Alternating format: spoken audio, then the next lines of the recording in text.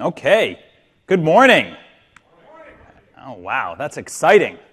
We have a jam-packed room in here, so we'll try and talk loud enough so everyone can hear. It's 8:30 here in New Orleans on the second day, so I'm sure you're all very excited about the opportunities of the week. So I'm here to talk to you about SharePoint on Windows Azure in Infrastructure as a Service. And so we have two other presenters as well, and the way we're going to split this up is I'm going to talk a little bit about Windows Azure in general, and then we're going to go into some details on SharePoint, and then some examples, actually, of how to deploy SharePoint in a pretty easy way in Windows Azure. And so my name's Corey Sanders. My other two co-presenters, actually, I have them up here on the slide. It's a wonderful picture of people working, and this was actually us working on these slides, so I have Michael up there on the right, and then Paul down here, and then, of course, I'm here. I hate these like stock photos, so I always muck with them, and that's why they don't let me around the marketing people. So, it's actually also terrible paint shop work there.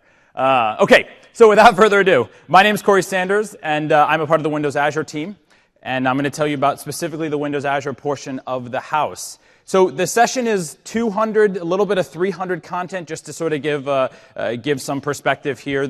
I'll start with a little bit of the overview stuff, and then as we get a little bit deeper into SharePoint, we sort of touch on the 300 content for SharePoint specifically, just to give some prep there. So for Windows Azure, one of the things that we're really excited about with Windows Azure and why we've really been building a lot of capabilities in Windows Azure in the infrastructure as a service space is around being able to take these workloads and move them. So we're very passionate around things like SharePoint, SQL Server, BizTalk Server, being able to say you can run this on premises, you can also run it in Windows Azure. And so all of the work that we did with the infrastructure as a service offering was around making sure these things worked really well. In fact, SharePoint was our exit criteria for shipping infrastructure as a service. We had to make sure that that sucker worked. And so we'll show you actually how it works today.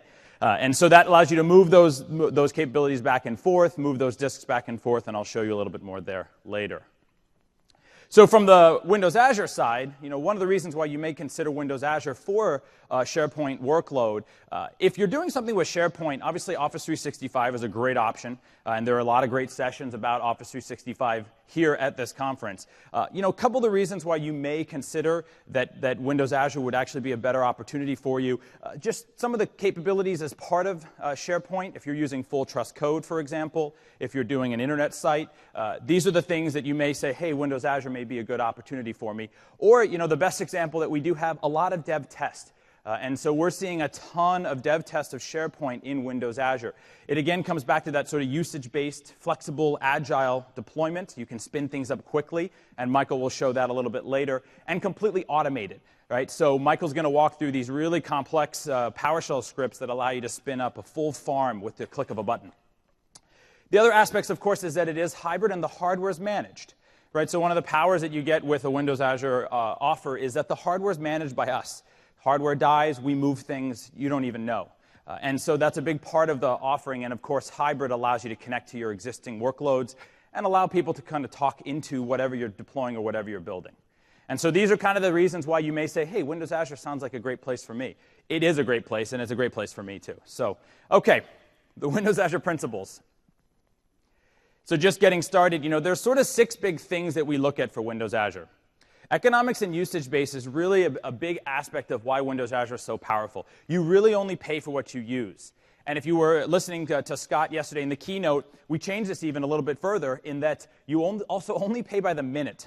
Right? So there's no more rounding up. And also a little secret, probably don't share it too broadly, if you only run for 5 minutes, you actually don't pay at all. So if you run for less than 5 minutes, you made a mistake, you deployed something you didn't realize, go delete it, you won't get billed if it's under 5 minutes. And this is sort of our promise that, hey, maybe you make a mistake, we're not gonna penalize you for 6 minutes, and you'll start paying for 6 minutes at that point. So the other aspect, of course, is the MSDN usage. So how many people have MSDN accounts in the room? Great. And how many people have activated those accounts on Windows Azure before this week? That's what I thought. Okay. So that's great, actually. It's great to see that new activation, that new excitement. I'll talk a little bit about that offer later, but it's a very powerful and very cheap offer that's going to just make things like running SharePoint in a dev test environment really great. The other aspect is, of course, the automated and elastic. We have a ton of PowerShell automation built into the system. We also have a ton of PowerShell automation and templates and samples that are available outside that you can go get from blogs and so on and so forth. A great example of built into the system, if you deploy a virtual machine using PowerShell, we actually enable remote PowerShell and WinRM on the box by default. We authenticate it based on the password that you choose, and you can, of course, use a certificate on the client side to make sure it's secure, but we authenticate it and open it up by default. So there's no tweaking, there's no mucking. If you just use PowerShell to spin up, you can immediately start using it using WinRM and be able to do a lot of things on that box. It also makes it really easy to both scale up and scale out. So I'll show you a quick example later when I get onto the portal of the ease of scaling up. But scaling out, of course, is if you are using these PowerShell scripts and you get good with them, it's really easy to go create multiple VMs, spin them up, use that same remote PowerShell capability, and continue to add on to them as you go. So very powerful stuff. And then, of course, the last two, managed hybrid, the ability to connect with a virtual network and be able to connect in a very secure way using a VPN tunnel. I'm going to show you a couple examples of that later and show you sort of the power of two different options, one a very dev test-focused power, and then one, of course, of corporate full site-to-site power that you can get with this. And then always up, always on. With the availability that we offer you, you can spin up across multiple racks, and you can get a lot of availability without even having to think about it. So let me go into some details. So the IT Pro experience. One of the things we really wanted to focus when we built this solution was how do we make sure that it's super easy to use for IT pros? I'm sorry, I've been at Microsoft too long. It's super easy. And so this involved three big things. One, of course, is this management portal that I'm going to walk through. The goal was to make it really powerful and easy while also very visually appealing, which I'm sure we're all big fans of. Scripting, of course, to fill in any of the gaps or any of the automation that you may want to do. We do have cross-platform scripting. For this room, it may be more interesting just to say PowerShell, but we do offer cross-platform if you're running from a Mac or you're running from a Linux box, for example. You can still do scripting using some of the tooling that we have available using Node. And then, of course, we also have just the underlying APIs. So if you're interested and excited about building a REST solution yourself, you can actually build the entire management portal yourself if you so chose. There's no special APIs there. And so the power that we give directly to our portal team, we also give to you to go rebuild if you choose. Great. And then the next big thing that we do really think a lot about is the support for key server apps, and that's kind of why you guys are here. Obviously, SharePoint, we do support 2010 and 2013. The bold underline means we have an image in our gallery. So we do have a 2013 image in our gallery. It's a trial version, which means there's actually no cost to use it. We also have a ton of SQL images in our gallery. In fact, we have a lot of SQL images in our gallery. They fill the whole screen now. We're working on that experience. They put them out too fast for us. So we do have 2008 R2 Standard Enterprise and, of course, 2012 Web Standard Enterprise in the gallery. We support the full list there all the way back to R2. And then, of course, we have an additional set of server solutions that we support. We have a BizTalk server image in the gallery as well, but we also support a couple Dynamics versions, Forefront Identity Manager, Project Server, System Centers, and then Team Foundation Server, all as part of virtual machine deployments. So with that, actually, we have a session later today that's focused on SQL, if you're interested. It's MDC B406. Okay. With that, let me actually just walk you through a little bit on the portal and show you sort of what this looks like. How many people are familiar with the Windows Azure portal? It's a lot, mostly. Okay, I'll just spend a couple minutes on it then. I don't want to waste your time here. So you can see here we've got the portal. And on the left side, we have sort of all of the options that you have to be able to manage and use the systems in the portal. And so very simple things. You can hit New. And in this case, let me just show you Virtual Machine. And so I'll say Virtual Machine and from Gallery.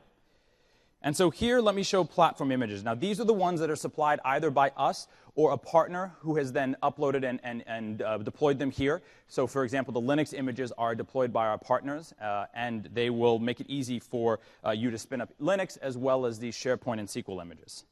And so here you can see, obviously, just the stock 2012 and 2008 R2. We will have 2012 R2 available at launch. And so here we have SQL, and like I said, we have quite a few SQL images, and the list keeps growing. And so, in fact, SQL is making us have to rethink some of our UI here because they've got so many of these images. It's great. I don't mean to be critical of the SQL team. Oh, Paul, I told you to close my mail. Okay. My apologies. Then, of course, you can see SharePoint 2013 trial. And then, of course, we have a few of these Linux images. We have OpenSUSE, SLES, Ubuntu, and then CentOS offered by OpenLogic. And so these are all the sort of stock images that are made available. And let me just kind of walk you through here just quickly how easy it is to deploy this. Well, let me actually do SQL 1. So R2, let's do SP2 standard. And so from here, I can pick the machine name, size. And so here you can see we offer a variety of sizes from extra small, which is a shared core and 768 meg, all the way up to A7, which is 8 cores, 56 gig. You're probably wondering, why is it called A7? We ran out of extras as part of our names, and so we decided that we would just go to a descriptive name instead, a non-descriptive name, excuse me, instead. And so once we got to extra large, we decided extra large was starting to get a little bit silly. So we just went to A6, A7, and that will continue from now on. So A7 is 8 cores, 56 gig. Let me just say Corey is my username. Okay. And then from there, this is just the DNS name that I can use to connect it. I can choose to pick something here. I could also just shut this down and turn it off if I want to, if I'm going to go all through the back end. But so let me just say Corey DNS. Okay, that's available. And I'll just deploy it. Let's see. We have 6 regions that you can deploy to. I'll go ahead and deploy in East US. This is closest to us. Okay. And then as you can see here, like I said, let me zoom in. You can see that enable remote power. Oh, God. Enable Remote PowerShell is clicked on by default. You can obviously click that off if you prefer, and then you can hit go, and that'll deploy. Okay. You can also see here I already have one deployed that's in the new stopped deallocated state. So this one's been deployed for a couple days, and I am not paying for it right now. I could go ahead and restart that if I wanted to, and it's got a couple endpoints already assigned to it that I've been using and playing with. And so I'll talk a little bit more about that later. Okay, the one last thing I want to show you while I'm here, as I show you sort of the power of these images, let me go back to the virtual machine section and click images here. And so another thing that I showed you, we have those credited partners, those Linux partners that have offered these images and continue to build them and service them and support them. But we also have a set of community available images. And so this is something that I do always like to show. Down here you can see, let me zoom in, you can see we have a Browse VM Depot. Okay, and these are actually community built and community available images. I'm not going to spend too much time on them, but if I click here, you can sort of see the options that I have. And so these are, we don't actually work with these partners. They upload them and they make them available. And so you can go through here and you can see a very long list of different products offered by different companies. A couple Drupal stacks here if you're interested, GitLab, etc., Joomla. And so these are just kind of community-built images that are available, and they're all open source-based images. And so we do like to make these available. You can click on them, move them into your account, and deploy them. And so again, some additional power there. Okay, let me actually go back here. Excellent. Okay, so the other big thing that we really love about the Windows Azure offer is the storage manageability and mobility aspects of it. So as I mentioned a little bit earlier, the part of the goal of this platform is that you can just move these workloads. So that could just mean moving the workload, installing it in the cloud, using it directly in the cloud. It could also mean taking VHDs and moving them, right? So if you're running anything on premises that's using VHDs or can convert to VHD, we can run it in Windows Azure. And so, we see a lot of interest and excitement over the ability to take these images and move them back and forth. This means also that if you have the licenses on premises, you can take something that you built in the cloud and bring it back down. And so that's a very interesting dev test scenario where you can build something in the cloud and you can bring it back down on premises. And so it allows this mobility because we use just the basic Windows Server 2012. We use the Windows Server 2012 hypervisor as well. And so we are very excited over using the same technology that you may or may not be using, hopefully may be using, in your on-premise environment. And it makes this sort of transition and mobility really, really easy. The other aspect of this is the fact that our storage disks are triplicate copied. So everything that you're running, if you just saw me spin up this SQL server, you saw the other VM that was running, these disks are actually stored in Windows Azure Storage. And so reads and writes to the box are not going to any local disks. They're going straight to Windows Azure Storage, especially, specifically if you don't have cache turned on, which is the default setting for your data disk. So if you hook up a data disk to a SQL server and you start writing to it, those writes are going directly to Windows Azure Storage, which means triplicate copies and high durability. It means disks can fail on Windows Azure Storage and you'll never know. It just keeps running because we have 2 copies sitting there waiting to pick up the slack. So this is one of the exciting things about this, is that we sort of hide that all away from you. You're running a virtual machine, you see these disks in your storage account, you get to play with them, but it's all triplicate copies, it's all highly durable. And so I'll actually just show you quickly what I'm talking about here. Just to show you, I have a Cloud Explorer example here. And so here you can see in my test account, I have a whole bunch of these VMs up and running. And let's see here, these are actually up and running right now. Yep. So you can see here I have these VHDs, and these are just being written to as we speak.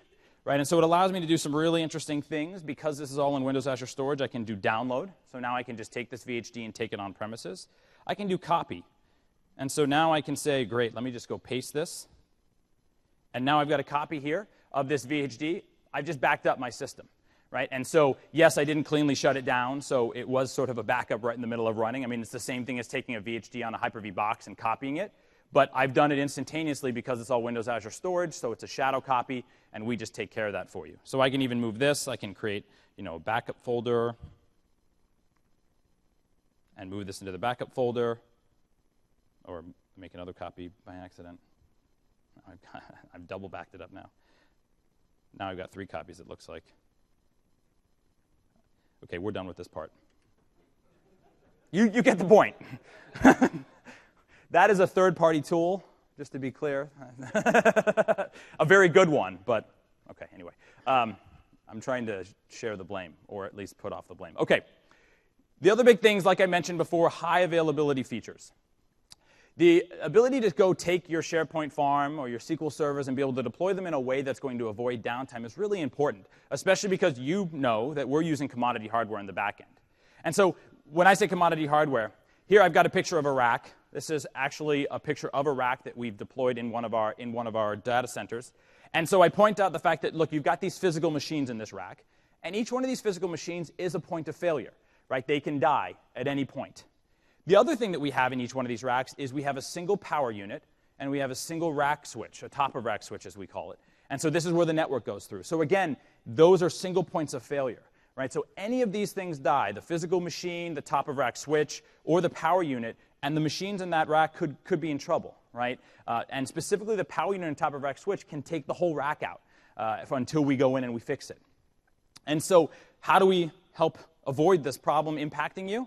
Well, what we do is we actually create a system such that you can avoid having to care. And so you see here in our data centers, we will split this up now across multiple racks. And so if you're saying, look, I want to deploy 2 virtual machines, let's say my 2 front ends of a SharePoint farm. If you place these into an availability set, which is a concept that we have in Windows Azure, we actually make sure that we place them across different racks. And so you don't have to know. You say these 2 VMs are in one availability set, awesome. We do all the hard work that says these now are in different racks, which means if one rack fails, the other one's still there. Right? And so you can see, I don't know if you saw the animation here, but you can see here the VM1 and VM2 on these 2 different racks. And they actually are orange when they light up. It's weird. Okay, and the other aspect of this, of course, is your front end. So if you're doing a SharePoint farm, for example, you also can just say, hey, these are part of a load balance set. Put them in port 80. You don't have to spin up a VM. You don't have to pay for this, actually. You just say, put them in a load balance set, and we then start load balancing traffic between them. You can configure probes as part of this and say, only load balance to this guy if he's getting this probe. Right? And so it allows you to get this control and this power by just saying, look, put them in a load balance set and you take care of it, and then we do. And so the example that I had was, look, that rack goes down. We actually detect it. The load balancer will immediately start diverting traffic to the other VM. And so you maintain that uptime without having to do any of the hard work. Right? And so we manage the load balancer. It's completely software-based on our side, and it's highly available. So we also make sure that load balancer is spun across multiple racks, and make sure that we're also not impacted by any downtime that may be happening from the physical side. And so this is how we give you that high availability in a very, very simple way. And I'm sure Michael's going to show a little bit about that when he walks through his scripts. Great. And this is how we maintain our SLA. So our availability SLA is 99.95% uptime, and it includes all of the things I just talked about. So it includes connectivity to the VM, it includes VMs across multiple racks, and it makes sure that you do get that uptime that you expect when you span them across multiple racks. Great. We do have a session that's focused all on DR, and it's coming later this week. It's MDC B371 if you're interested. It focuses on DR, HA, all aspects like that. So just in case you have some passion in that area. I love DR. Okay. Let me quickly show you what I mean from the load balancer perspective. No more copying here. Okay. And so quickly what I have here, let me just show you real fast, and I'm not going to spend too much time on this. Michael's going to spend a lot of time, but just to sort of prove that it's real, here's a PowerShell script that I've written that will go in and actually spin up a set of 6 virtual machines. And so let me just quickly show you what this looks like down here. So you can see here I can, it sets the subscription name, it sets the storage account, the location, the administrative password. All these things are set as part of the PowerShell command. And here I set the availability set, as I talked about, and the load balance set. And then it's very, very simple. I go through a for loop, as you can see here. And I'm not going to spend too much time on this. And what I actually do as part of that for loop is create a VM. And so here, very, very simply, here's the VM config, the name, instance size, image name, administrative password, and then the endpoints that I want to create. So here I'm creating a one that's port 80, and then I have a direct HTTP that goes to a special port as well. And so this goes through, it runs. It actually takes about, let's see, spin 6 VMs up. It takes less than 15 minutes to spin up these 6. What I also do is using remote PowerShell, I flip on IaaS, and I put in some content. And so let me quickly show you what this looks like. And so here I have, you can see up here, oops, that's not the button I wanted to hit. You can see up here, this is the DNS name that I've selected, so Corey Direct LB Demo 2, a very descriptive name. And so I've created this ahead of time, and I spun up these VMs. And so what I'm going to do here is just hit F5, and you see I moved to VM3, and hit F5 back to VM2. So this is the load balancing. This is showing me moving back and forth. And it's actually load balancing because IE does some interesting things here. It actually picks random ports when it connects out. So a load balancer is actually, for people who are excited about networking, which you may or may not be, we use a 5-tuple system. And so what that means is that we try to maintain the same connectivity if you're coming in from the same IP and port. But IE picks different ports every time, so you'll see, you do end up getting load balance across the instances. So there's VM5, VM4, et cetera. And so this is load balancing across those 6 instances. I also set it up so you can get some direct access. And so each one of them also has a port that goes directly to it using the same DNS name. Right? So here you can see 30,003, and let me move this to 30,005. And there I moved to VM5, right? And so I'll share out this, we'll put this script up on the blog as well, so you can go play with it a little bit. But that's kind of just an example of the load balancing and how that all works. Okay. Okay. And I'm not going to drill in too deep here on hybrid networking. There's a couple sessions that focus on this, but I just wanted to spend a couple minutes on it. So, one of the exciting things about hybrid networking is we sort of have 2 ways in the door. We have one way which is called a site-to-site connectivity. And what this does is it actually opens up the entire corporate network to the entire Windows Azure network that you've spun up. So you control the network that you're selecting. And so when you spin up virtual machines, you can say, hey, I want this to go in this subnet with this IP range, right, to make sure that it doesn't conflict with what you're running on premises. And so you control that, and we virtualize that entire network for you, making it very easy for you to say, look, I have a hardware device. I'm going to connect to a gateway that we spin up on your behalf, and you now can see these instances running as if they're running a part of your corporate network. Which is very powerful. It allows you to spin up these SharePoint farms and use them as if they were running on premises. We actually have recently announced some very exciting changes to this. Originally, we only supported for those devices a Cisco and Juniper device. We've now moved to supporting Citrix, F5, WatchGuard, and, of course, software in the Windows Server 2012 solution. And so as part of that VPN device that you can connect to the cloud, you now have all the options that you may want to be able to connect, including a software-based option. And this is all, again, site-to-site, using a few different protocols and so on. And so you have that power and connectivity possibility. And we do have the session on virtual networks. It was actually yesterday afternoon, but you can go look it up. It's MDC B360 if you're interested. Great session. And so a good one to go take a look at. The other aspect that we do have is called point-to-site. So as I mentioned before, the connectivity that we offer with site-to-site is your full corporate network connected to whatever you've spun up in Windows Azure. And so the virtual network that you've spun up. But you know what? Maybe that's actually not the right level of security or control that you want. Right? And so point-to-site gives a little bit different approach, which is each individual box can connect, but they don't connect the rest of the corporate network to it. Right? And so what actually happens is you install and run this little tool, and it will just change the routing on that box to go to that virtual network. It still uses the software VPN solution, and it still is highly secure using IPsec. So it's still a secure connection, but it's just a single box. And so it allows remote workers to be able to connect, perhaps, to that same virtual network without having to go through this expensive and somewhat unreliable VPN device. It also could even allow individual computers behind the firewall to connect if you so choose. Right? And so these guys can get out using 443 as the port, and they can just connect, and it's just a secure transfer. And so it allows that easy connectivity story without necessarily having to hook up or set up to the entire corporate network. And so these options allow you to do things with dev tests. This is very powerful, right? Because now your developers and your testers, who, if you've set up a lab for them, they can connect without any sort of additional hubbub back on premises. Okay, and we do have a couple sessions focusing on point-to-site that have not yet happened. We have one later today, actually. The dev test session later today. We'll spend quite a bit of time on this. Okay, and the last one here, IaaS, PaaS, and agility. So the couple things that I just want to mention, and I'm going to show just a quick screen on the portal, and then I'm going to hand it off here to my next co-presenter. IaaS and PaaS, we're very passionate about this. Obviously, infrastructure as a service, we want to make sure this just works. It's just great, right? Everything about it's just going to be fun to use, it's easy to deploy, etc. However, we do believe a lot in our PaaS story and a lot of different parts of our PaaS story, whether it be SQL databases, whether it be worker roles, or whether it be the very easy and cheap websites.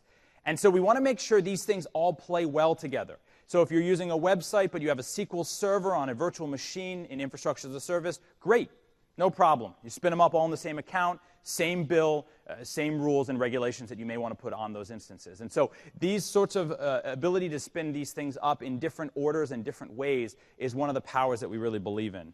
And I just want to show you fast to show you kind of what I'm talking about here. And this is some of the extension of our platform as a service offering. We have this really extensive offering in our store that allows third parties to spin up these platform as a service solutions as well. And so these are also part of the thing that you can integrate into your application. And so you can see here we've got App Dynamics, we've got Spera, ClearDB, etc., Mongo Lab, New Relic, right? And so whatever you may want to use with these, you can spin them up using our store with the third-party solution and integrate that in. I'm not going to spend too much time on this since it's a SharePoint session, but it's worth mentioning. So last couple things. Pay by the minute. I mentioned this. You've probably heard this. The key thing is we don't round up. Very complicated animation to show this. I think it's pretty clear, but I had a lot of fun with this one. So, okay, fine. Okay, I'm done. Okay, this is also a complex animation I'm going to go through quickly. When you stop your VMs, we stop billing you. This is a big change for us, actually. If you spend any time on our competitors, it seems silly that we're making a big deal out of this, perhaps. But it's a change for us, so it's worth calling out. We used to not do this. We now do. So if you stop your VM, it remembers the endpoints, it remembers the disks attached, but it doesn't charge you. It deallocates them, right? So they're no longer running on the system, and then you can restart them at any point. And so this, again, a great dev test story. You come in at 9, you start your VMs, you go home at 5, you kill your VMs, you don't pay overnight, right? And so in this case, we used to charge you even when you weren't filling up gas, and now we only charge you when you do fill up gas. Anyway, okay. That's fun. That's fun for me. Okay, let me just spend a quick couple minutes on the MSDN offer. We did change the MSDN usage offer pretty dramatically. First of all, MSDN products can now be run in virtual machines. It's a big change. So you can take Visual Studio, SharePoint, whatever images that you get from MSDN, you can now run them in virtual machines for dev test purposes. We used to not allow that. That is now changing. We have a single monetary credit for MSDN. We used to have this plethora of different metrics and numbers for each one of these line items in Windows Azure. We now just give you dollars, and you can use them however you want to. And it's, again, very focused on dev test usage. Here are the dollars, 50, 100, and 150. And then we offer this reduced rate. So, of course, SQL and BizTalk, the per-hour images I showed you, the standard price on the left, the MSDN price is all just 6 cents an hour. And so you can see the savings on this is pretty gigantic if you're doing this for dev tests. It's just really easy to use. And then we have more on dev tests later today. OK, that's kind of the Windows Azure walkthrough. I want to hand it over to Paul Stubbs, who's going to take over and talk quite a bit about work that he's done. So here you go, Paul. Thanks, Corey. Welcome, everyone. So as Corey said, my name is Paul Stubbs. I'm an architect on the Windows Azure COE, or Center of Excellence in Microsoft Services. So we travel around the world doing large-scale, real-world implementations of Windows Azure, including things like SharePoint, which is really hot these days. So as Corey mentioned earlier, most of the time you probably want to move to something like Office 365, a SaaS model, a software as a service model, for a whole bunch of reasons, lower cost, ease of management and operations, and so on and so forth.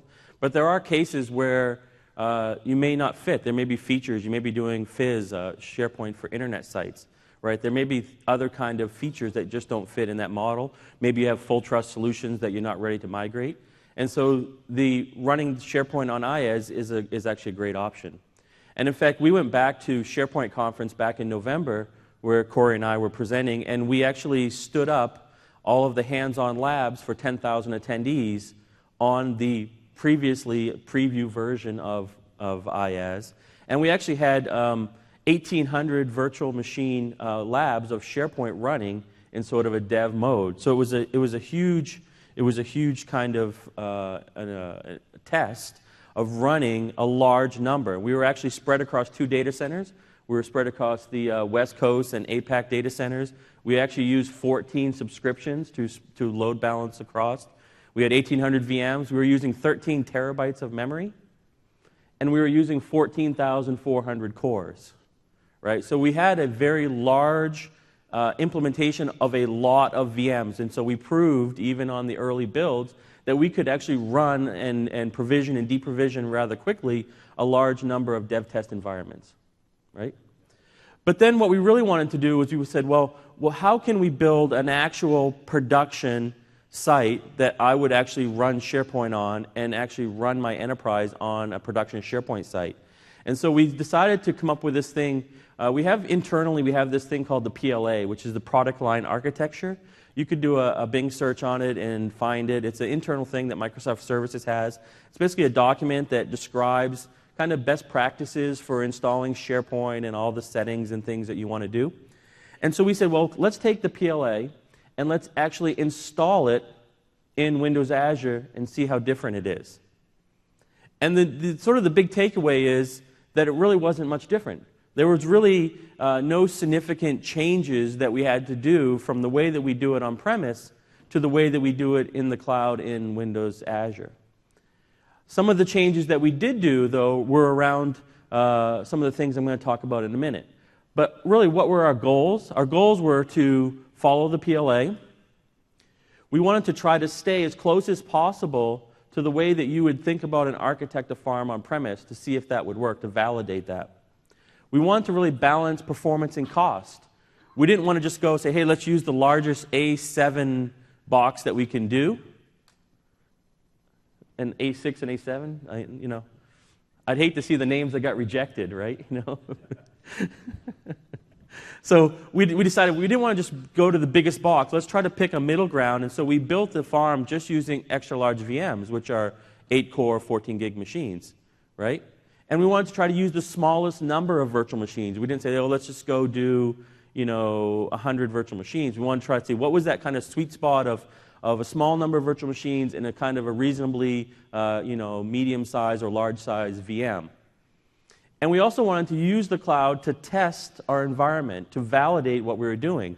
So we actually created a number of instances running the Visual Studio Test environment and installed the Visual Studio Test environment into another set of VMs that we actually pummeled our SharePoint site with. So we were using the power of the cloud to give us a massive amount of load that we could do a load test on our SharePoint site to validate our farm. And then what we did was in that load test, we actually scripted or recorded 78 different business scenario scripts around things that people would do. You know, upload document, delete document, move documents, go to the page, right? 78 different tests that we ran to validate all these numbers. And then what we really wanted to determine was how big is small? Like how big of a farm could we get on a small configuration? And a small configuration is kind of defined in the PLA as being, you know, 3 or 4 web front ends, 2 app servers, 2 SQL boxes for high availability, and then an AD box, right? And so on that basic configuration, we actually loaded 300,000 users at about 250 requests per second on just that small configuration of, in this case, 3 web front ends. And we were using 1 SQL box.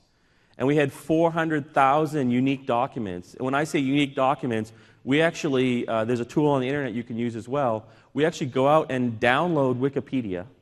We actually download the entire Wikipedia. And we, based on that download, we generate Word and PowerPoint documents based upon the Wikipedia. So we actually have 400,000 truly unique documents for doing things like search testing and load testing across search. So it becomes a very kind of real-world test scenario. And then we ended up with about 220 gigabyte content database running on 1 SQL box, 1 14-gig SQL box, right? Which is a much different kind of model than you would run on-premise, right? On-premise, your goal is to find the biggest box you can find and then make sure that thing doesn't fail, right? In the cloud, it's a little bit different. So what we determined, or kind of some of the changes that we decided that were required, were really around IOPS. You know, we determined that IOPS really became the most important factor. And as we ran the test, you know, as we got up to around 250 requests per second, we were still only at about, you know, 70 to 80% CPU utilization. So we weren't really CPU bound, and we weren't really memory bound. What we really found was that we were really pushing the limits on IOPS when we got to that high level. And even in this case, we didn't spend a lot of time optimizing, right? We didn't call in our SQL gurus. We were just a bunch of SharePoint guys, you know, tweaking SQL. So we didn't really go deep into mucking with SQL to get the most power out of it. So these are kind of just out-of-the-box numbers that you would get. But what we really found was that SharePoint really relies on TempDB. So don't put TempDB on something like the D drive, right, which is your place where your page file is located that you kind of get for free when you build a VHD, right? What you really want to do is put TempDB in SQL on its own data disk, and then actually you want to spread those data disks across, spread that file across multiple data disks using file groups. Right? So within SQL, you simply use file groups to spread that TempDB across. In this case, we use 4 data disks, and we spread that file across those 4 data disks. We want to put our logs on separate disks. We want to make sure that we format each of the disks with 64-bit blocks. Right? These are kind of important things that SQL really prefers. And actually, there's a great paper that they just put out this week that has a lot of these learnings. And we've kind of cross-applied the learnings that they were doing and the stuff that we were doing and to put towards that paper. So that paper really goes into excruciating detail about all of these things that are super important, and not only for SharePoint, but for any of your SQL-based applications you're going to run in the cloud, because these all apply generically. And then the other kind of tip or pointer is really just use the C drive for SharePoint, right? Don't try to put anything else on it. Don't put your logs on it. I mean, you can get away with it in dev test. It's fine. But if you really want to create a high-performance production environment, really kind of follow these best practices, because we've done a number of test runs, and you know, we really kind of fleshed out the system. In the end, though, the goal is, again, scale out, right? The cloud is about scaling out, not up. Now, you know, obviously Corey mentioned that you can scale up easily and scale out easily. But scale up, you can go up to i7, right, which is good. So your real goal is to scale out to a large number of boxes, right? Scale up where it makes sense, i7 if you need to, but actually scale out more boxes. And you'll see it when we go into the into the SQL, and I'll show you some of that, what that looks like. Also move your search databases over. The great thing about SharePoint is that it's designed in a very modular way, so that SharePoint is really just a collection of services. So you could have, the web front-end services, you could have Excel services, Word services, the search service, right? And all these services run on the machines. And so if you want to separate or scale out SharePoint, the way you do that is you move those services onto their own box, right? Or in essence, you turn off all the other services on the box. And then that becomes a search box, right? If everything else is turned off except search, that's a search box. But also in the way that SharePoint stores those files is that they're stored as individual database files. So you'll have a search database, and you'll have a content database for each site collection and things like this. And what that allows you to do is that you can then actually take those individual files, those database files, and run them on their own SQL box. So here we're running all of the databases on one SQL box, but you could theoretically spread those all out across any number of SQL machines to get that next level of scalability beyond what we did. And so here with one SQL box, 3 web front ends, and 2 app servers, we achieved 300,000 users and 400,000 documents with sub 2-second page response times. And so it was actually a pretty interesting challenge. Now, what we found out, though, again, is that this diagram that we drew, I don't know, probably a year or so ago when we started thinking about this, is basically the same diagram that you would do on premise. You have some web front end, you have a couple of app servers running things like central admin, and then you have SQL Server set up in a high availability mode, and then you have Active Directory, right? So the 3 main things that SharePoint uses, Active Directory, SQL Server, and then SharePoint, are kind of the main, the big building blocks in building these type of applications. But what we discovered from this diagram was that after all the tests and all the configuration that we did, was this diagram still applies. This is still the exact same diagram in the cloud that you would do on premise. So the point is that the way you're doing it, the learnings that you know about, and the way that you do things on premise is the exact same way that you do it in the cloud, right? You don't have to go learn something new to use it in the cloud, which is the great thing about infrastructure as a service on Windows Azure. But to drill into these numbers just a little bit here, what I want to show you is how we kind of configured the data structure or the drive structure for each one of these. So in this diagram, at the top, you can see we're looking at the web front ends. We had 3 web front ends. They were all running extra large virtual machines. They were all 8 cores, 14 gig machines. And we were actually using the indexing and saving the index on those web front ends as well. Now, if you were going to scale up to the next level, maybe a medium or large configuration, then you'd probably want to move that index layer, the yellow layer, to their own machines. And again, this is the configuration of SharePoint that allows you to sort of break out any one of these parts onto their own machines. But let's just kind of blow this up a little bit to see it from the back. You can see that we basically have the C drive, which is 127 gig as of May 15th when we launched. We bumped up the size of the default disk. So we're using the default disk right out of the box, 127 gigabyte. We're actually using the new SharePoint trial image in this build, so that was really helpful to get us going. So we have our D drive that we were keeping our page file on blob cache. That's a 600 gigabyte disk. And then we created a data drive for the E drive, which is only 40 gigabyte, and we're keeping all our log files there. And then we have a data drive, which we called F, for the index that we were storing. And again, that was the yellow section, so if you were going to make this to the next level of scalability, you would move that index server, that F drive, to another machine. So that's our web front end. Now, if we look at the middle tier, which is the application server, this is a place where, back-end services are running. We were doing the index crawl from these back-end services. We were doing basic batch processing, health management, those kind of things that SharePoint also supports. Now, again, here, for example, we still have our C drive, 127 gigabyte. These are also 8-core, 14 gig machines.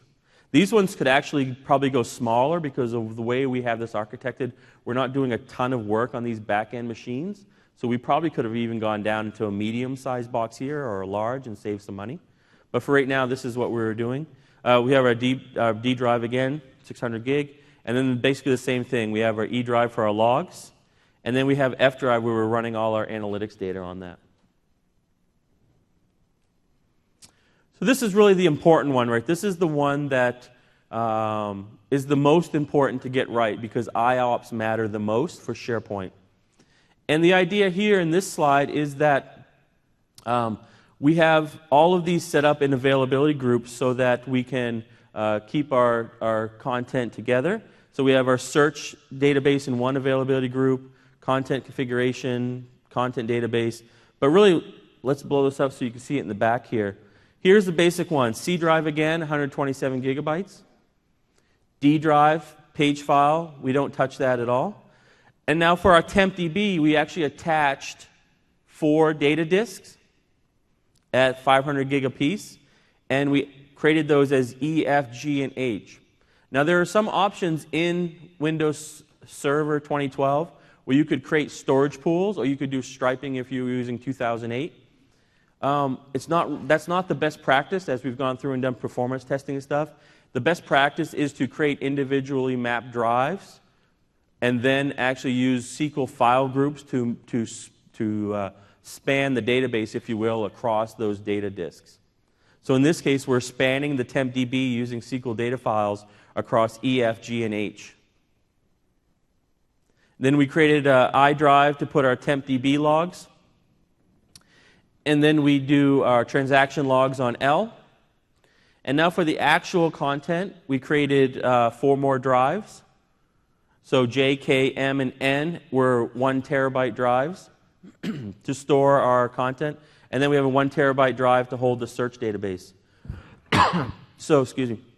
So this is kind of the basic setup. If you were going to do this, think about setting your database structure up this way. You may even be able to spread that across more than 4. We did 4 just as a starting point. You could actually probably do 5 or 6, right? Remember, you can attach up to 16 1 terabyte disks to a extra large VM in Windows Azure, so you have a number of disks that you can play with. And this is for example, a database. This is one server. So you theoretically, again, could create multiple servers in SharePoint, and each server could then have an additional 16 terabyte disk that you could scale out to. And so you have lots of ways that you could continue to do this. All right, let's take a look at what this looks like here. Let's see, what number are we on here? 2.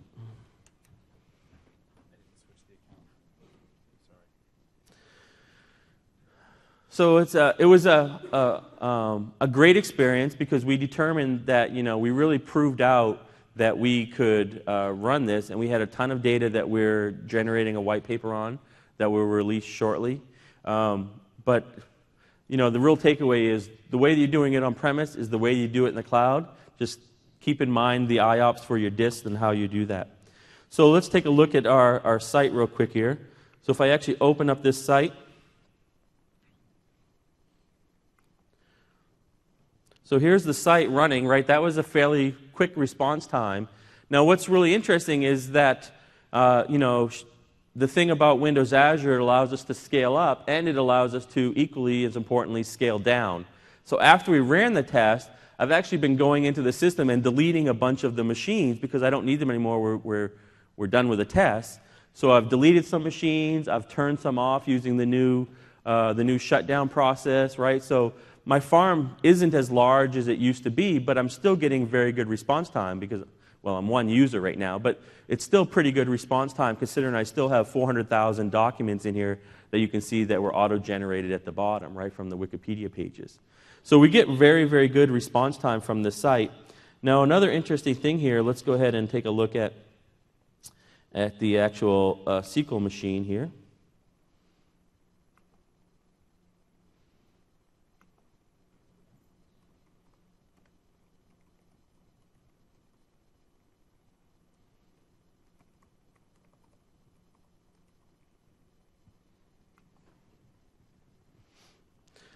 So on the SQL machine, what we'll see is we can actually take a look at the number of databases. If you haven't actually looked at a number of the databases that are involved in a SharePoint farm, you may be surprised at how many there actually are, because it's a significant amount. But what that does is that breakdown of all of those all those databases means that gives us opportunity to move those around. So let me shrink the screen here. So we can see here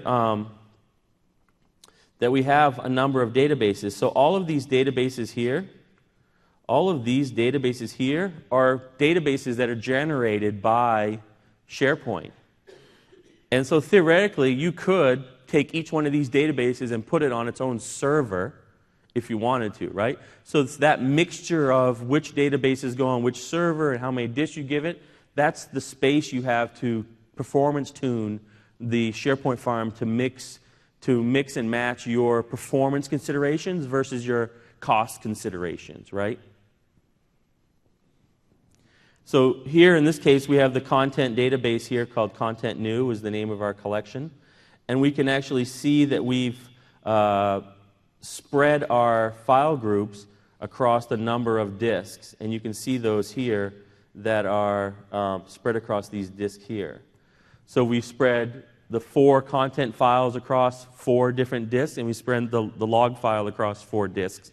And we were able to spread that out using just the built-in, SQL file groups features of SQL Server. So again, nothing crazy.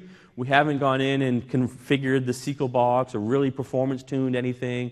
We haven't really mucked under the covers at all. This was kind of, if we just ran setup out of the box, here's some things we do, and we got those performance numbers on this small farm. So I think the goal is that we really prove that we can handle these very, very large SharePoint farms running on IaaS. And what's really been great is that along the way, the performance has been getting better and better and better, and we'll continue to see that performance improve as they make improvements to the system. We just automatically get those as part of being on top of that platform. And with that, I think next what I'd like to do is bring up Michael Walsham here, and Michael's going to show you that, I showed you kind of why we were doing, what we were building, how it worked. Now Michael's going to actually show you, how to do this in an automated way, and he's going to actually show you some really cool scripts around building this automatically.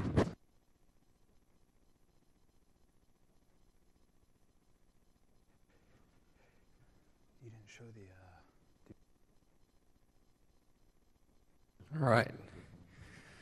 So let's see here. So my name is Michael Walsham. I'm a cloud architect for Aditi, and I'm going to walk through showing you how to use PowerShell to run some of the sample scripts that we've written that allow you to do an automated deployment of Active Directory, SQL, and SharePoint 2013. Before I get started, how many of you have ever used a Windows Azure PowerShell commandlets? Okay, good. So the demo I'm going to show is starting from the very basics, from the very scratch of getting started with PowerShell. The scripts we've written are up in GitHub today, so you can download all the source code. You can customize it, extend it. You can find bugs in it and file bugs, and we can take a look and get those fixed. But they're meant as a starting point, so you can download these scripts and basically customize them to do really whatever you want with them. Right by default, we give you 2 sample configurations. One of them is a 9-server farm that's configured to be fully highly available, and the other one is a smaller farm, a single VM configuration that basically allows you to spin up and quickly try out SharePoint on the cloud. So the templates that we cover, this is just a general idea of what it'll create. It's going to come up with, the highly available template will come up with a tier for each, for the web tier, for application tier, data, and identity. Now the nice thing is we're using availability sets, just like what Corey mentioned earlier, so every tier here is in a separate rack. We have fully redundant power supply, redundant networking, and basically if anything goes wrong in your hardware, you won't even pay attention, you won't even know about it. Windows Azure will just take care of it, and your SharePoint farm will stay up and running. And that's the same way for each tier in the farm we deploy. SQL Server is deployed in always-on and mirroring mode. So we have 2 servers, a primary and a secondary, that are mirrored, and we also have a witness to watch if one of them fails, it'll automatically switch it over so you have uptime. The tiers by default the front end is using large instances. You can modify a simple config file. Well, not kind of simple. You can modify a config file to change those to do whatever you want. The second template we create is much simpler. This is a single virtual machines template, and you're basically going to get one virtual machine per tier. So one web server, one SQL server, and one AD. No availability is configured here. This is really meant for spinning up quickly just to try it out or do some dev and test, deploy a web part, whatever you want to do with it. So without further ado, let me jump in and I'll show you how to actually run this script. So the first thing you want to do is go to our GitHub repo. And that was the URL on the slides earlier, so you can grab the slides later and get it. But if you go to github.com/Windows Azure, Azure-SDK-tools-samples, and you can get all the source code that I'm about to show you. And more importantly, you can go to the wiki page. And this is all the instructions of everything I'm about to show you. So whenever I walk through installing and configuring everything, don't feel like you have to remember it all, because good luck with all that. So the first thing you want to do is go to code, and there's a zip link here that you can use to download all the PowerShell scripts.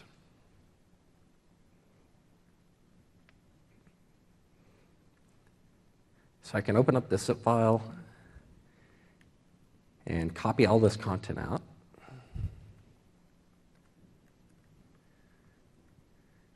And next thing I'm going to do is I'm going to open up, we have a master script that we run. So actually, before I do that, first thing I want to show you, because no one here, or very few people have ever actually used a Windows Azure PowerShell commandlet, is walk through setting those up. So to be able to automate things in Azure using PowerShell, you need to go to windowsazure.com, click Downloads, Command Line Tools, and Windows Azure PowerShell. This will kick off the web platform installer, and I've already installed them, so it's that fast. Actually, if you haven't installed them, it's almost as fast, so it's a really quick download. From there, you'll want to run, I'm a big fan of PowerShell ISE, but there's numerous other PowerShell editors you can run, but the key is you want to make sure you run this as admin, because we're going to enable CredSSP, and we're going to also install a certain or such store to use remote PowerShell, and it requires elevation.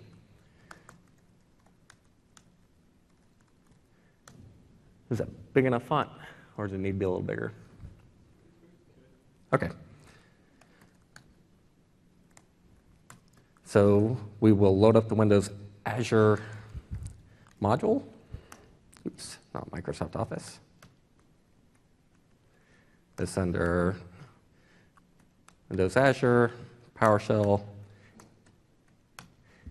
If you install and then reboot, you just have to type in import module Azure. If you install and don't reboot, you have to type in this really long path. And now all the PowerShell commandlets are loaded. So to actually configure PowerShell to have access to your subscription, you need to run get Azure publish settings file. And this is a commandlet that knows how to automate IE. It basically takes you to a URL where you log in with your Windows Azure admin account.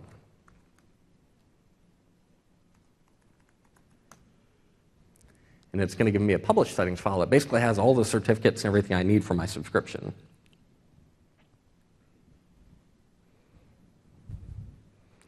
Slowly. There we go.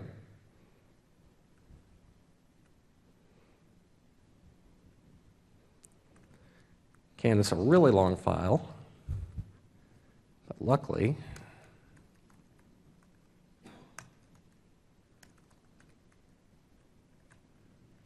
PowerShell ISE has great IntelliSense.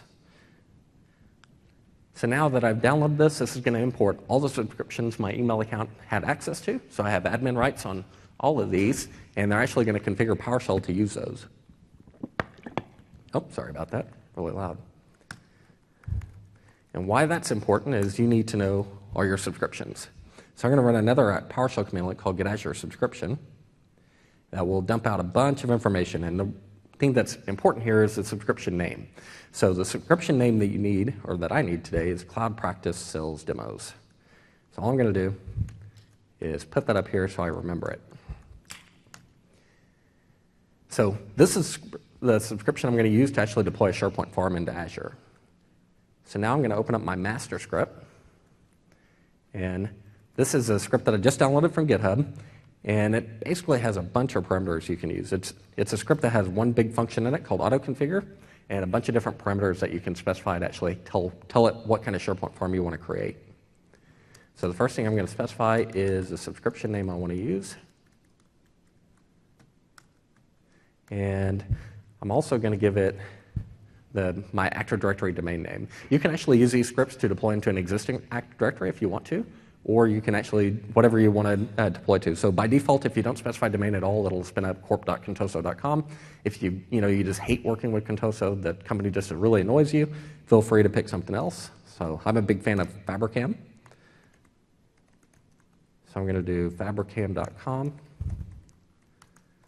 But before I get started, I almost skipped one thing, and you'll find out later, about an hour from now, whenever you're running this script, that it's going to fail and it's going to really annoy you. The first thing you need to do before you run this is you have to enable CredSSP on your machine.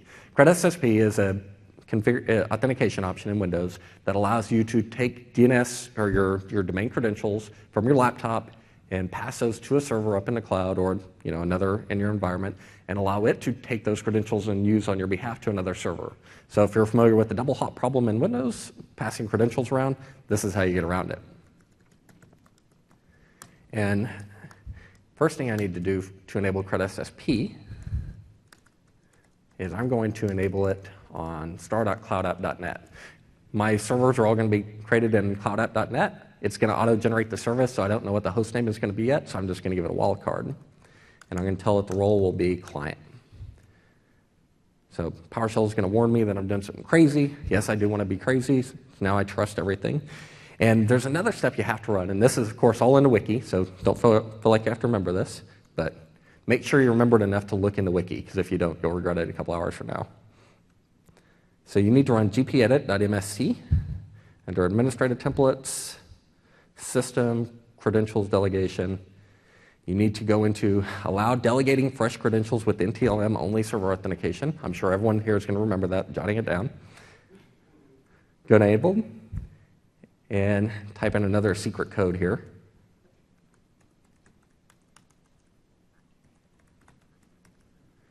And now we really trust cloudapp.net for CredSSP delegation. Okay. That's everything we need to do to configure CredSSP, so whenever I hit F5, unless I got a typo, which I probably do, it should actually run. So as you can see here, I'm using the single VMs template.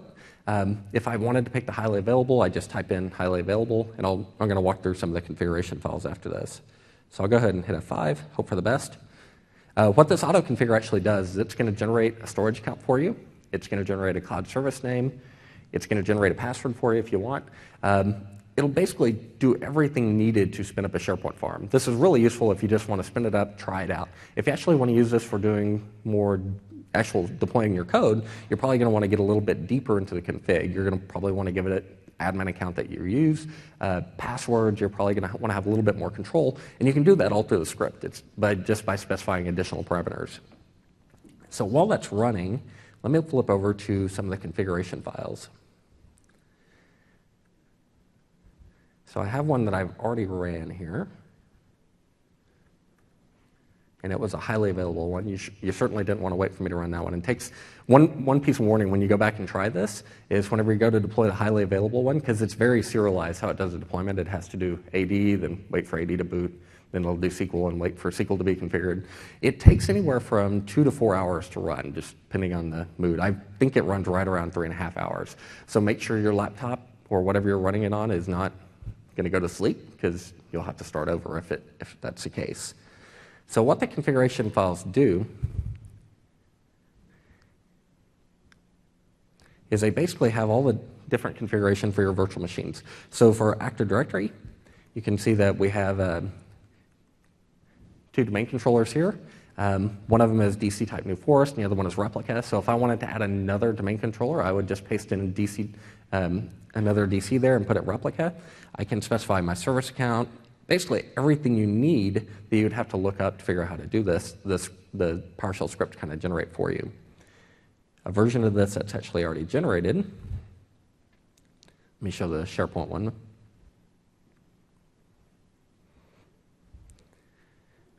So SharePoint 1, this is the password to the farm.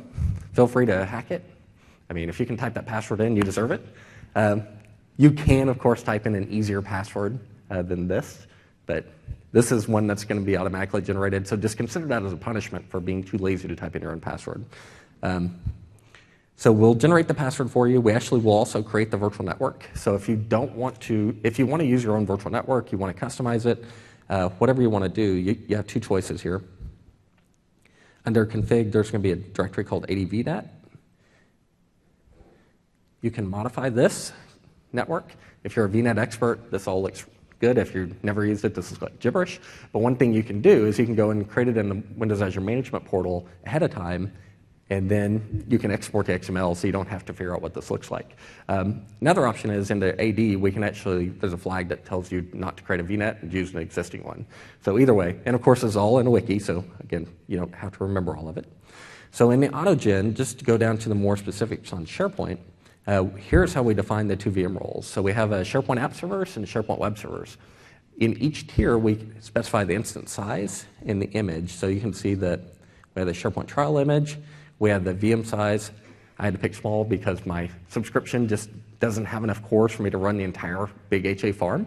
So if you have a bigger core quota than I do, feel free to put it at extra large or large. You can specify additional data disks, subnet names, admin accounts, etc. But for the most part, if you're just running the auto-configure script, you'll never have to go into the config files. It's really only if you want to go change instance sizes or specify custom virtual networks. So let me jump out to the actual SharePoint farm itself.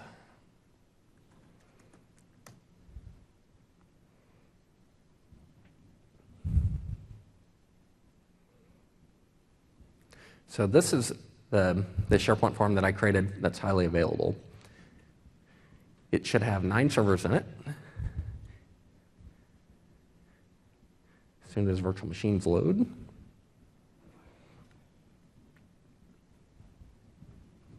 And while it's loading, let me actually browse to the site.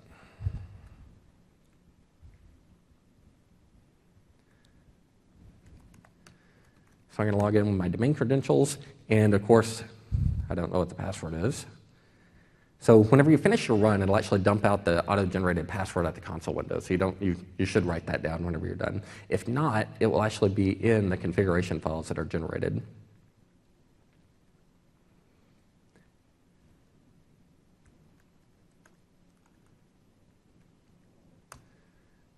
Okay, and there's our SharePoint site. And the other thing that this will do is it will generate this exact same site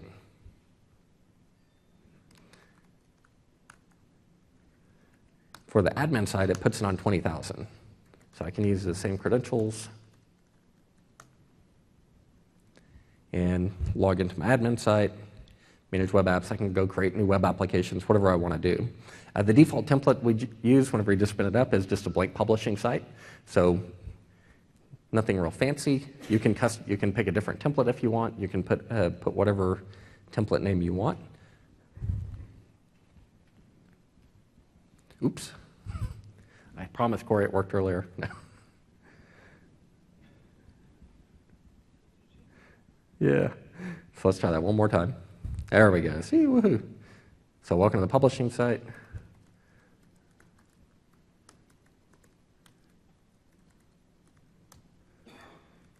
All right. So everything that everyone does in SharePoint works.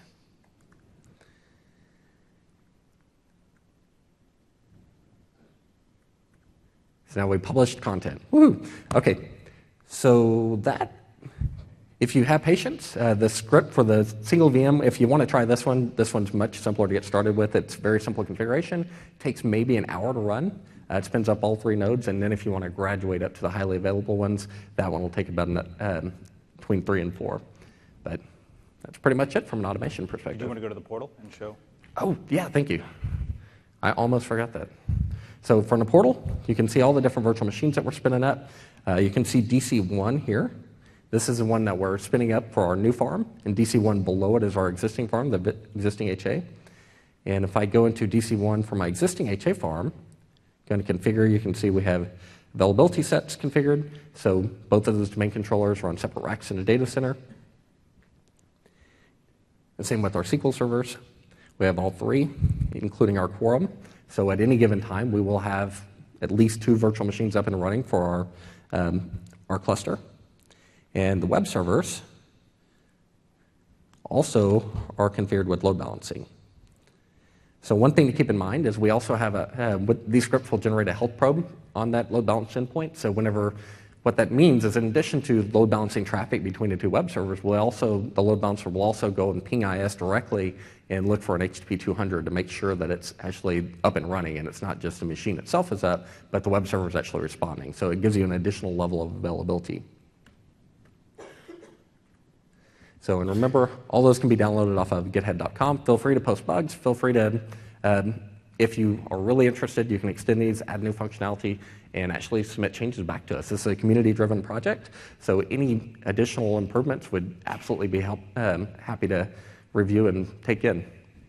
There was one thing that I did want to actually show here that I had mentioned earlier. When you click on one of these guys, actually, let's go SQL. Thank you, Michael, by the way. Thank you. That's rude of me. Good demo. Good demo. Yeah. I thought so. We didn't get any applauses, so this was all you. Okay. I'm the first. That's right. Thanks, Corey. Like I mentioned here, the scale-up option. So you can go to one of these SQL servers, you're running it, you realize, hey, it's a little bit sluggish, I'm comfortable paying a little bit more. You can go in here and you can pick these large sizes, whether they're sized with good names like medium and large, or really good names like A6 and A7. Or I7. I think you were saying I7. He was saying confusing. I. Okay. Paul. Okay. I think that was that. And then, the one other thing here, these machines are running, and so you are able to see sort of the monitoring of the machines using CPU, disk, if it comes in here. All the configuration here, the disks that are attached. So this is all available through the portal. You can sort of see what's running. You can see the public IP address that's connected, and so on and so forth. It doesn't seem to be showing. Okay, well, maybe some other time. Okay, F5. Let's go back here, and then let's open it up, I think, for questions at this point. And these are the resources. Great. Any questions? We have just a few minutes left. Happy to take a few. I can pull Paul back up if we need to. Anything? Yeah, go ahead. I have a question. We have an infrastructure right now for SharePoint 2010, but we're wanting to move to 2013. And, Yeah. We don't know if the people that are hosting it, we're a separate entity at where I'm located, so we don't have control over it, but we're looking at having more control. If we move it into the cloud, what kind of connectivity can we have with our current AD infrastructure? Yeah, great question. So the question effectively was, what kind of connectivity can you have if you're deploying in Windows Azure using SharePoint? The primary thing is the connectivity story is the virtual network solution that we talked about. It allows you to, if you've got a VPN device or you want to set up a software VPN device, you can connect to a gateway in the virtual network that we spin up for you, and then you can have that connectivity to AD. And in fact, we find Active Directory is probably the most common usage case for virtual network and VPN connectivity is to just connect an Active Directory, simply because it gives you that identity, it gives you those IDs to move up into the cloud for SharePoint. So that's a great question and definitely a good one. Thank you. Yeah, go ahead.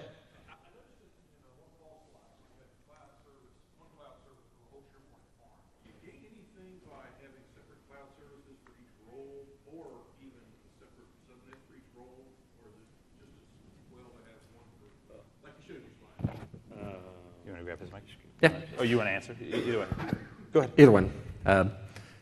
So there's a couple of things. From a cloud service perspective at a networking level, you can for SharePoint especially, this is a little tricky. It's the question is always, where do you specify DNS? Do you specify DNS at the VNet level, or can you actually specify it at the cloud service level?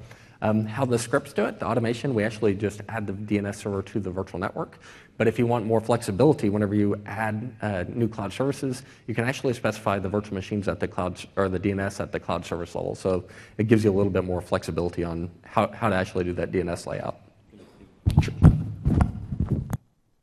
And I think another interesting aspect to that as well is maybe you want to have your web front ends in one cloud service, because remember, cloud service is the internet boundary. It's the It's your DNS name that you could expose to the outside world by endpoints. So let's imagine I want to have my AD and my SQL boxes with 0 endpoint turned on so that theoretically nobody can get to them from the outside world, almost like a DMZ kind of scenario. And then just expose my web front ends in a single cloud service that does have the endpoints turned on with the load balancers, and then all the other machines in my farm don't have any endpoints turned on, right? So. Great. So we'll actually be up here for a few minutes, but I want to make sure that I get you guys out on time to your next session. I hope you have a wonderful TechEd. Mark Rasinovich is giving a talk right now actually about infrastructure as a service as a whole. And so if you want to see a little bit more about some of the details about virtual network and setup, go to his talk. It's a good intro. And with that, thank you guys very much for your time, and hopefully have a good day.